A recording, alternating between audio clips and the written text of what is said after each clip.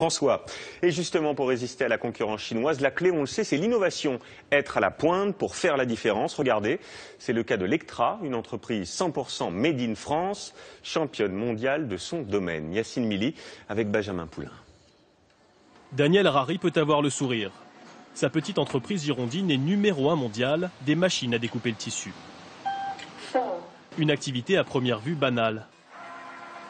Pourtant, chacune de ces machines embarque l'équivalent de 6 ordinateurs, une analyse en temps réel du tissu pour une découpe sur mesure, plus rapide et plus précise. Aujourd'hui, les industriels du textile, de l'automobile ou de l'ameublement s'arrachent ces machines. Ça va, messieurs? Mais tout n'a pas toujours été aussi idyllique. En 2006, l'entreprise fabrique du bas de gamme et perd de l'argent. Une partie des 600 salariés est au chômage partiel. Pour survivre, se pose alors la question de délocaliser en Chine. Nous étions confrontés à des concurrents qui allaient fabriquer en Chine, donc avec des prix de revient beaucoup plus bas. Et pour rester en France, nous n'avions qu'une solution, monter en gamme et investir dans l'innovation. C'est ce que nous avons fait. Résultat, l'entreprise se met à fabriquer des produits haut de gamme, 2 fois plus chers que la concurrence, mais dopés à la technologie. De 200 000 à 1 million d'euros la machine.